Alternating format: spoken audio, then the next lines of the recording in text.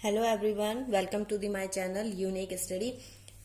देखिए, आपको 1.1 करवाई थी। आई होप आप लोगों को समझ में आई होगी। अब देखते हैं 1.2। देखिए 1.2 में जो बात कही गई है वो ज्यादातर एलसीएम एचसीएफ के बारे में बात की गई है। तो एचसीएफ और एलसीएम समझ लेते हैं सबसे पहले।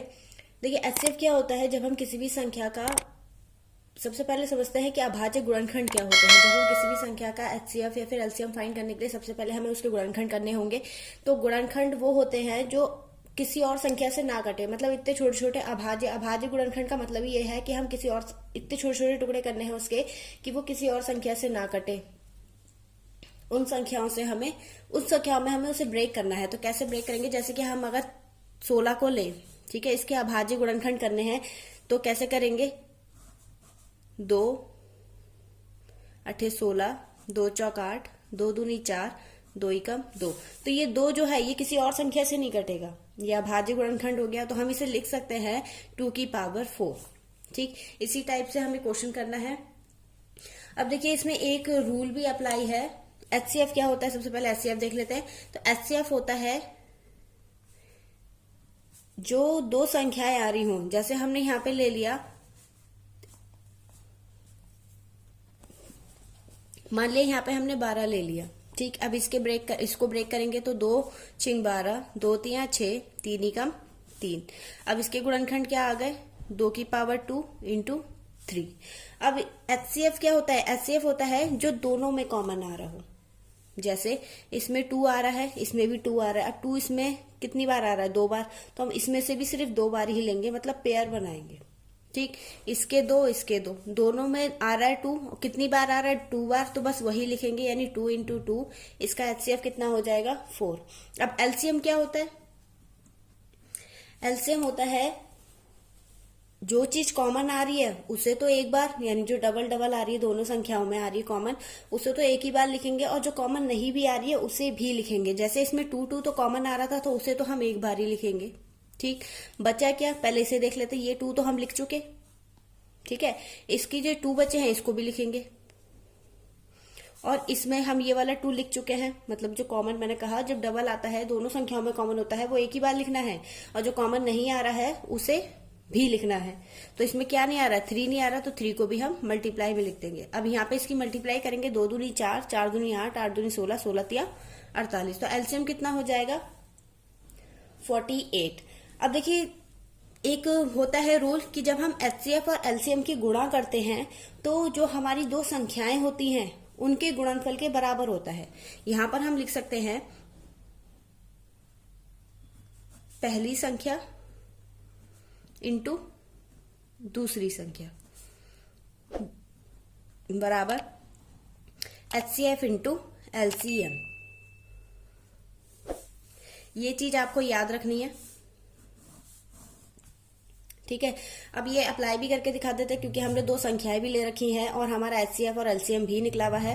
तो हम देख लेते हैं, पहली संख्या हमने क्या मानी थी, 16।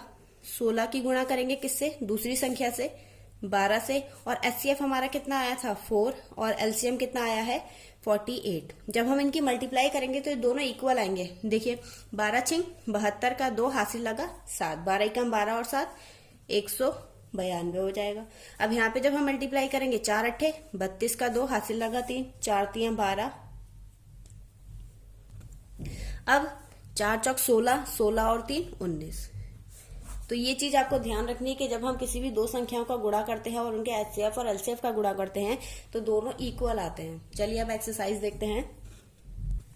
देखिए फर्स्ट क्वेश्चन क्या कह रखा है, फर्स्ट क्वेश्चन कह रखा है कि निम्नलिखित संख्याओं को अभाज्य गुणनखंडों के रूप में व्यक्त कीजिए। तो अभाज्य गुणनखंड मैंने आपको बता दिया, ऐसे टुकड़े जिनके हम ऐसे अभाज्य जो सिर्फ अपने ही पहाड़ों से कटे, ऐसी संख्याएं हमें लेकर आनी है। तो सबसे पहले देखिए संख्या क्या दे रखी है हमें, 140। फर्स्ट का फर्स्ट 140 के पहले तो हम फैक्टर करेंगे, मासा निकालेंगे। क्या हो जाएगा, 2 सत्ते 14, 0 ऐसी रहेगा। फिर 2 तिया 6, 2 पंजे 10, फिर 5 से 5 सत्ते 35, फिर 7 से 7 एकम 7। यानी हम इसे लिख सकते हैं 140 बराबर होगा 2 गुणा 2 गुणा 5 गुणा 7। तो ये इसके अभाज्य गुणनखंड होगा। नेक्स्ट क्या है, नेक्स्ट है हमारा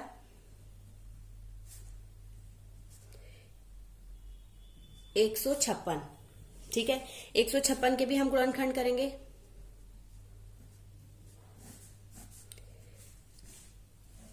2 सत्ते 14, 2 अट्ठे 16, फिर 2 तिया 6, 2 निम 18, फिर 3 से 3 एकम 3, 3 तिया 9, फिर 13 से 13 एकम 13। तो हम इसे क्या लिख सकते हैं, 156 को लिख सकते हैं हम 2 इंटू 2 इंटू 3 इंटू 13। इसको हम एक तरीके से और लिख सकते हैं 2 की पावर 2, क्योंकि 2 हमारे कितनी बार आ रहे हैं, 2 बार, इंटू 5 इंटू 7। और इसको भी हम क्या लिख सकते हैं, 2 की पावर 2 इंटू 3 इंटू 13। अब नेक्स्ट देख लेते हैं। नेक्स्ट है 38 25, थर्ड है हमारा 38 25। अब हमें इसके गुणनखंड करने हैं, तो 38 25, देखिए चेक करने का तरीका यह है कि अगर 2 से डिवाइड हो रहा होगा तो लास्ट में 0 2 4 6 8 ये संख्याएं आ रही होंगी। अब यहाँ पे अगर हम चेक करें तो यहाँ पे 5 आ रहा है, तो 5 से 2 से तो कटेगा नहीं। अब किससे कट सकता है, 5 से ट्राई कर ले रहे हैं, क्योंकि अगर लास्ट में 0 और 5 है तो वो 100% 5 से कटता है। यहाँ पे 5 से जब डिवाइड करेंगे तो 5 सत्ते 35, 3 बचेगा, 5 छंग 30 और फिर 5 पंजे 25, फिर से 5 आ रहा है। फिर से 5 से डिवाइड करेंगे, 5 एकम 5, 5 पंजे 25, 5 तिया 15। अब देखिए 3 से कट जाएगा, 3 पंजे 15, 3 एकम 3, फिर 3 से कट जाएगा, 3 एकम 3, 3 सत्ते 21। अब 17 से 17 एकम 17। हम यहाँ पे लिख सकते हैं 38 25 को 5 गुणा 5, 3 गुणा 3 और 17। ठीक, अब इसे पावर में भी लिख सकते हैं, 5 की पावर 2 इंटू 3 की पावर 2 इंटू 17। देखिए नेक्स्ट क्या है, नेक्स्ट है हमारा 5005। 5005 इसके गुणनखंड करेंगे तो क्या हो जाएगा, 5 से ही कटेगा, 5 एकम 5, 5 एकम 5। अब 7 से ट्राई करते हैं, 7 एकम 7, 3 इधर जाएगा, 7 चौक 28, 2 बचेगा, 7 तिया 21, फिर 11 से 11 एकम 11, 11 तिया 33, फिर 13 से 13 एकम 13। देखिए गुणनखंड करने के लिए सबसे पहले यह है कि आपको पहाड़े याद होने चाहिए एटलीस्ट 20 तक। अगर पहाड़े में दिक्कत है तो गुणनखंड करने में भी दिक्कत आएगी। ठीक है, तो आप कोशिश करिएगा कि 20 तक या फिर 15 तक तो मिनिमम याद हो पहाड़े। अब हम इसे कैसे लिख देंगे, 5005 को 5 गुणा 7 गुणा 11 गुणा 13। नेक्स्ट फर्स्ट का लास्ट 7429। अब इसके गुणनखंड कैसे करेंगे, जैसे हम अभी तक करते आ रहे हैं वैसे ही करेंगे। यहाँ पे हो जाएगा, देखिए लास्ट में तो डिजिट ऐसी आ रही है जो 2 से डिवाइड नहीं हो सकती, मतलब ये अभी 2 से तो डिवाइड होगा नहीं और ये थोड़ी बड़ी संख्या से डिवाइड होगा। तो अब कैसे चेक करेंगे आप, तो आपको हर एक टेबल से चेक करना पड़ेगा कि ये कट रहा है या नहीं। फिलहाल मैं चेक कर चुकी हूँ तो इसलिए आपको बता देती हूँ। ये पहले तो कटेगा 17 से, जब हम 17 से डिवाइड करेंगे तो 17 चौक 68, 68 लेंगे, कितना बचेगा इसमें 8, 8 इससे लग जाएगा 82 हो जाएगा। और फिर 82 से छोटी संख्या लेनी है हमें, या फिर 82 आ जाए तो अच्छी बात है। 17 के पहाड़े में चेक करेंगे इससे छोटा, 17 चौक 68, 6 बचेगा, सॉरी 6 बचेगा, 6 इसके साथ लग गया 62 हो जाएगा। अब 17 चौका 68 तो ले नहीं सकते, वो बड़ा हो जाएगा, तो 17 तिया लेंगे। 17 तिया कितना होता है, 17 तिया 51, 62 में से 51 को माइनस करेंगे, कितना बचेगा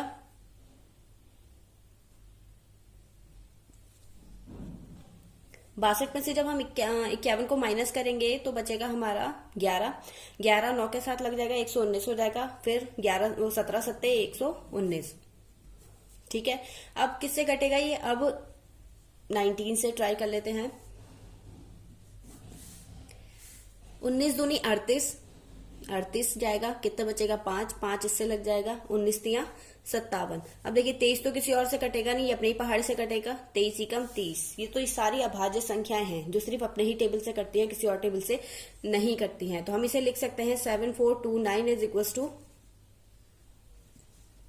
17 इंटू 19 इंटू 23। 3। तो ये आपके अभाज्य संख्याएं, अभाज्य गुणनखंड हो चुके हैं। अब नेक्स्ट क्वेश्चन देखते हैं।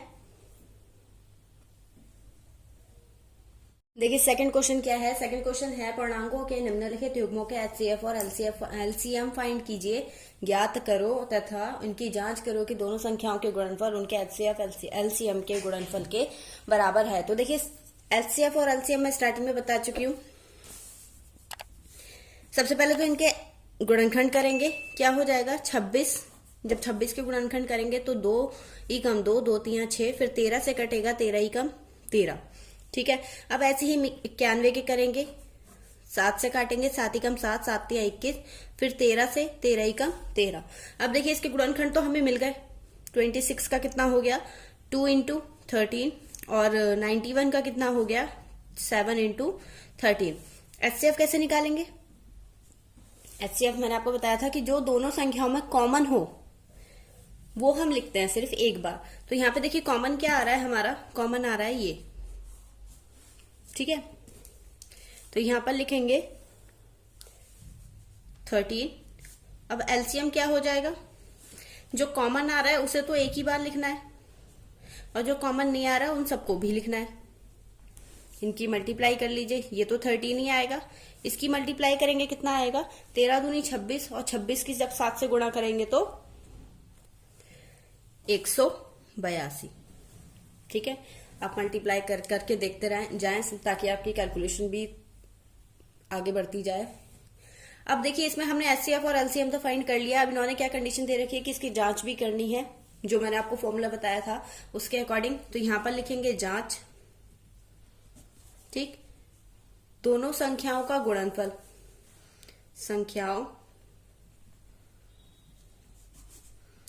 का गुणनफल बराबर किसके होगा एचसीएफ इंटू एलसीएम के। ठीक है, रख दीजिए। संख्याएं क्या थी हमारी 26 गुणा 91 और 13 गुणा 182। अब जब मल्टीप्लाई करेंगे, आप मल्टीप्लाई करके देखिएगा, ये और ये दोनों क्या आ जाएंगे इक्वल आ जाएंगे। देखिए जब इसकी मल्टीप्लाई करेंगे क्या आएगा, यहां पे करके दिखा देते हैं। 91 26 जब मल्टीप्लाई करेंगे तो कितना आएगा 6 कम 6, 6 ने 54, ऐसी 2 कम 2, 2 ने 18, 6 6 3 2 23 66। ठीक है, हमारी संख्याओं का गुणनफल तो आ रहा है 23 66। अब इनकी भी गुणा कर लेते हैं। 182 की 13 से, 13 दूनी 26 का 6 हासिल लगा 2, 13 8 104। 104 में जब 2 को प्लस करेंगे 106 हो जाएगा, हासिल कितना लग जाएगा 10, 13 ही कम 13 और ये 23। तो हमारी ये दोनों संख्याएं क्या आ गई 23। बस ध्यान रखिएगा कि आपको अपनी कैलकुलेशन पे थोड़ा ध्यान रखना है, कैलकुलेशन फास्ट और गलत ना हो बस, क्योंकि अगर एक नंबर भी मिसिंग हुआ या फिर एक नंबर भी गलत हुआ तो आपका पूरा का पूरा सवाल क्या हो जाएगा, गलत हो जाएगा। चलिए नेक्स्ट देखते हैं। अब देखिए इसमें भी वही करना है, एचसीएफ एलसीएम फाइंड करना है, फिर इसका सत्यापन करना है हमें, मतलब जांच करनी है। तो सबसे पहले तो इसके क्या करेंगे, गुणनखंड करेंगे। आप एक काम भी कर सकते हैं कि आप इस क्वेश्चन पे वीडियो रोककर भी अपना सॉल्यूशन करने के बाद मेरे से मैच कर सकते हैं। ठीक है, अब यहाँ पे क्या हो जाएगा, पहले इसके गुणनखंड करेंगे। 2 दूनी 4, 2 पंजे 10, 2 पंजे 10, फिर 5 से 5 पंजे 25, 5 कम 5, फिर 3 से 3 कम 3, 3 7 21 और फिर 17। ठीक है, एक के तो गुणनखंड मिल गए हमें, दूसरे के 2 चौक 8, 2 6 12, फिर 2 दूनी 4, 2 3 6, फिर 23, 23 कम 23। अब 510 के गुणनखंड कितने आए हैं, 2 गुणा 3 गुणा 5 गुणा 17, और 92 के कितने आए हैं 2 इंटू 2 इंटू 23। अब देखिए इसमें वो क्या आ रहा है, कॉमन 2 आ रहा है, सिर्फ ये वाली संख्या आ रही है ना कॉमन। एचसीएफ में कंफ्यूज नहीं होना, एचसीएफ और एलसीएम में। ठीक है, ये आ गया कॉमन, तो हमारा एचसीएफ क्या हो जाएगा 2 और एलसीएम क्या हो जाएगा, ये तो लिखना ही है एक बार, into 2 into 23 into 3 into 5 into 17। ठीक है। अब इनकी मल्टीप्लाई कर दीजिए, इसका तो 2 ही रहेगा, इसकी जब मल्टीप्लाई करेंगे कितना आ जाएगा हमारा,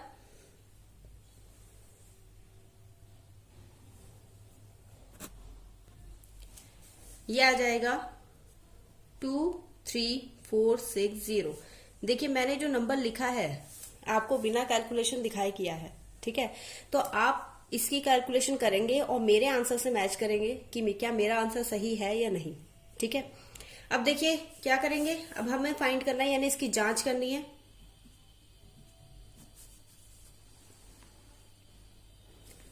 जांच करेंगे कैसे, वही लिखेंगे संख्याओं का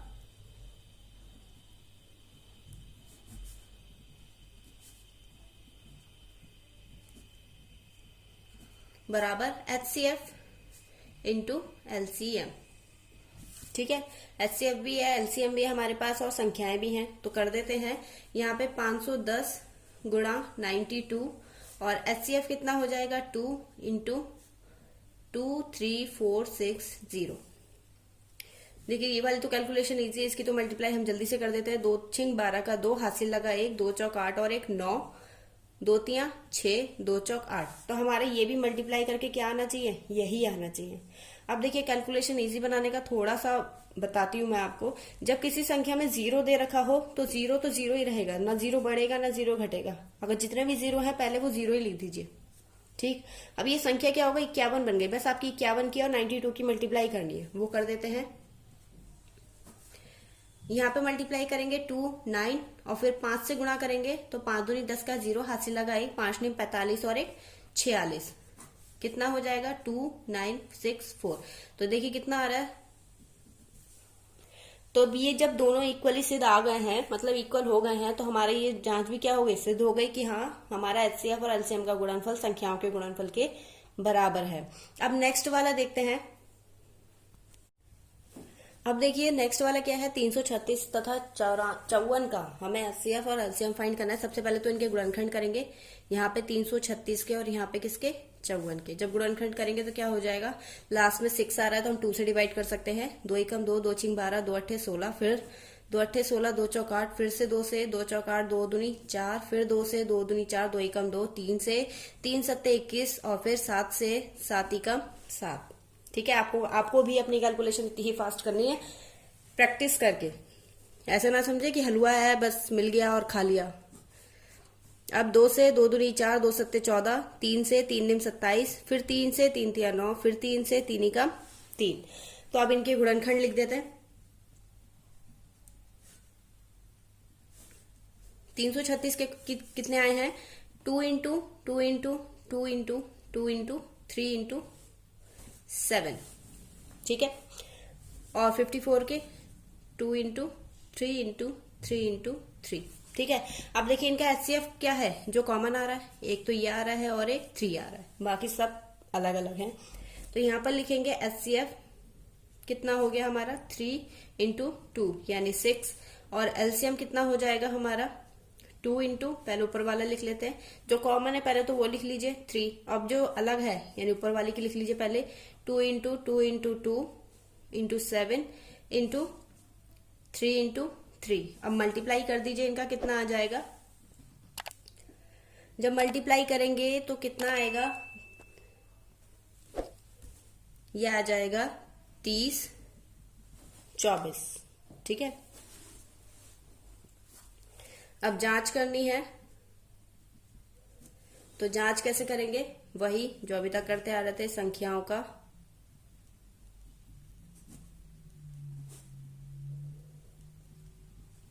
गुणनफल बराबर HCF इंटू LCM, ठीक है। अब संख्याएं कौन कौन सी थी हमारी, 336 गुणा 54 बराबर 6 इंटू 24, यही हो जाएगा। अब यहाँ पे कर दीजिए इनकी मल्टीप्लाई। जब मल्टीप्लाई करेंगे तो हमारा क्या आ जाएगा, यहाँ पे 18144, और इसकी जब मल्टीप्लाई करेंगे ये भी आ जाएगा, चाहे आप कैलकुलेट करके देख लीजिएगा। यहाँ पे हो जाएगा 18144, ठीक है। मैंने लिख दिया है, लेकिन आप कैलकुलेशन करके देखेंगे, दोनों चेक करेंगे कि दोनों इक्वल आ रहे हैं या नहीं। तो ये आपका सेकंड पार्ट भी कंप्लीट